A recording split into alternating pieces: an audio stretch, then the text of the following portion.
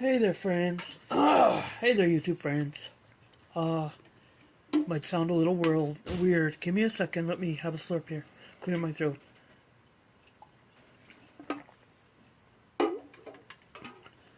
There. Wasn't going to start my video out like this, but I guess it's going to. I have a frog in my throat, so forgive me. Okay, so this is the Imperial War Museum book of 1914 by Malcolm Brown. This is the Acknowledgements chapter. In all my books written under the banner of the Imperial War Museum about the First World War, it has been my practice to express my greatest gratitude to those people whose vivid accounts of their wartime experiences, consigned either by themselves or their relatives and friends to the museum's scrupulous and caring custody, none of them would have been written. Since I see this as the final volume in my 1IWM series, it seems appropriate to give so important an acknowledgement pride a place, and I therefore begin this far from routine part of the book by sincerely thanking all of those servicemen, servicewomen, war workers of various kinds, civilians, children, not to mention those engaged on the Allied or the enemy side, whose words I have quoted in what has developed since I began my work at the museum into an oeuvre of some 1,500 pages. Estimating precisely how many participants I have enlisted as contributors is not easy, but the number must be in the region of at least 600. It has been a great privilege to be able to put into public print previously unpublished evidence of this kind the museum has been accumulating for many decades, and is still acquiring today. I take this opportunity to salute all those whose collections I have researched over the years, including those of many whom I did not quote, but who added in their own way to my knowledge and awareness of an ever fascinating, if arguably unfathomable, subject. Insofar as it has become accessible to me, it is primarily through the high first-hand accounts which have provided the basic seed corn of my books. So that while being aware that I was dealing with a major cataclysm, I have also found much that was positive, enriching, even at times humorous about it. Thus, I have come away from an extensive revisiting of the Great War with a feeling of humility at one extreme and uplift at the other, and with the sense of having made not a few friends on the way. It is astonishing how often, when looking through some ancient crumpled diary, or reading a clutch of letters still in their original envelopes, you get a feeling of closeness to the person who has held the pen, or more likely the stubby, inedible pencil that they wrote them.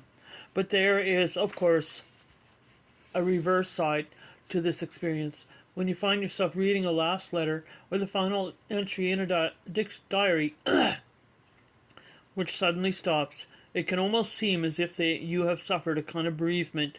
Arguably, historians should not be sentimentalists, but especially in this field of study, they should surely take into account that the documents from which they work were not produced as elements for an argument or to support a particular trend, but were in very many cases the utterances of men and women in a situation of extreme personal stress and danger.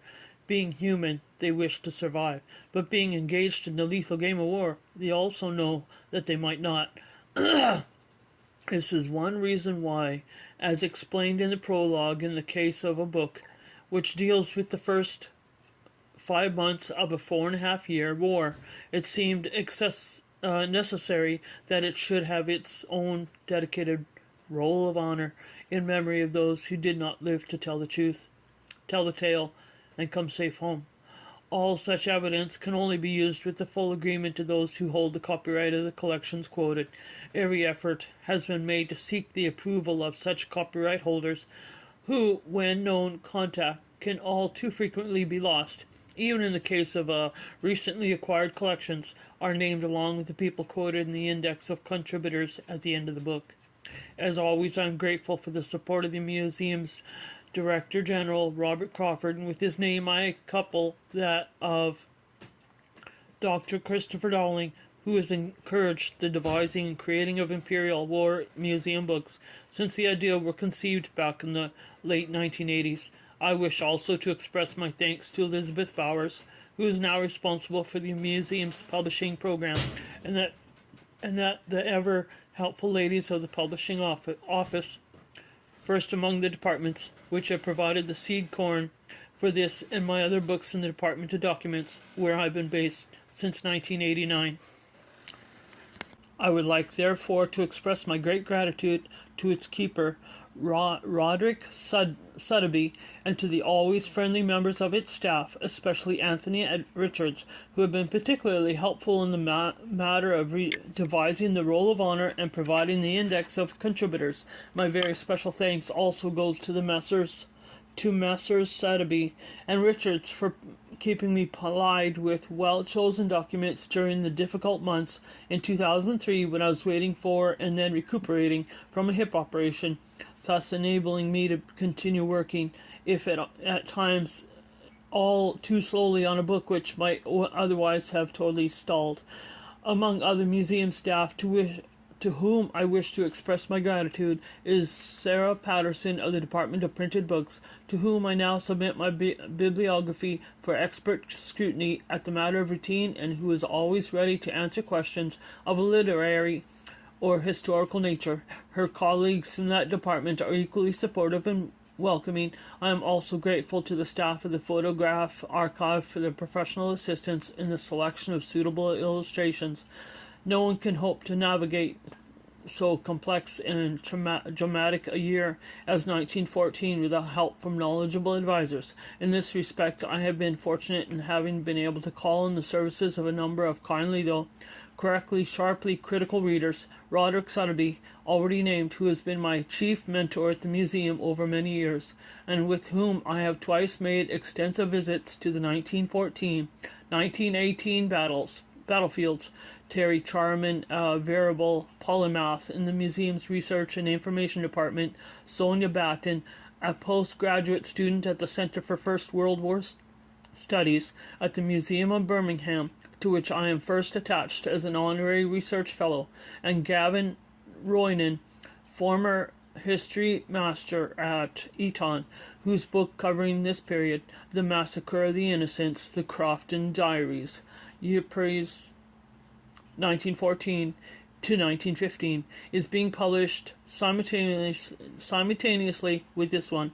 I am pleased to acknowledge their key contribution, and also that of my wife Betty. Her careful checking of the text and critical comments on the contents has been vital to the process of writing, while her proofreading skills are crucial to any book I write in the final stages before the book goes to the printers. I have been very fortunate in having my customary help and support from my publishers, Sidgwick and Jackson. I am also supremely grateful to them for their patience at the avoidably delayed delivery of the manuscript. Ingrid Connell could not have been kinder or more encouraging.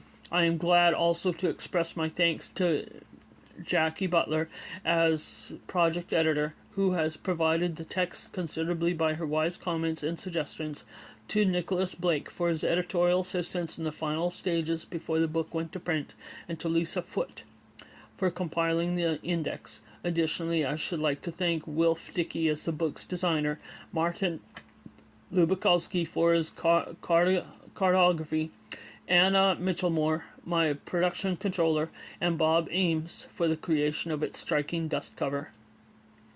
I could not complete those acknowledgements without mentioning the name of William Armstrong, founding father of the concept of producing Imperial War Museum books from the two world wars, and to whom I shall always be aware of owing a very special debt. In effect, he has kept the wolf from my door for 15 years, and founding my first career as BBC documentary film producer has been crucial in helping me to build a second career as a military historian. I offer my warmest thanks to a most distinguished, sagacious, and benevolent publisher, the book has offered me one other satisfaction. Rupert Brooke is too often seen just as a poet of 1914 and a casualty of 1915, dying on his way to the grim battleground he never reached. Gallipoli, I'm not sure how to pronounce that one. Yet he was chose to the sharp end of war in 1914 during the dramatic but failed attempt to save Antwerp, and wrote powerfully about his experience there and other aspects of the year in his letters. He is quoted at some length in this book. The publishing house that made him famous was Sedgwick and Jackson, and it's good to be able to republish some of his finest prose writings under his original imprint. Permissions, Acknowledgements.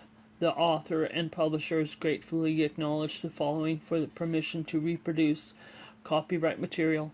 The map on page 59 by kind permission of the Telegraph and Argus Bradford, the two cartoons from Punch.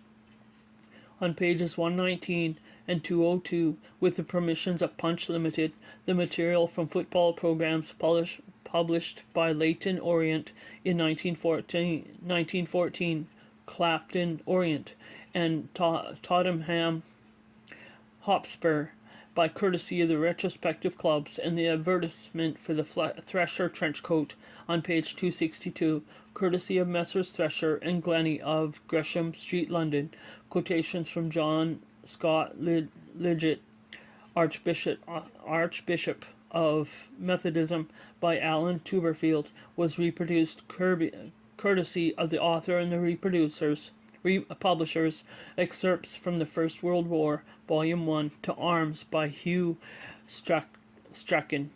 From Osbert Sitwell's Great Morning is included with the permission of his literary executors.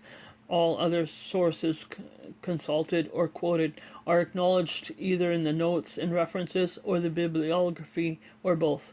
All photographs, unless otherwise stated, are reproduced courtesy of the trustees of the Imperial War Museum. End.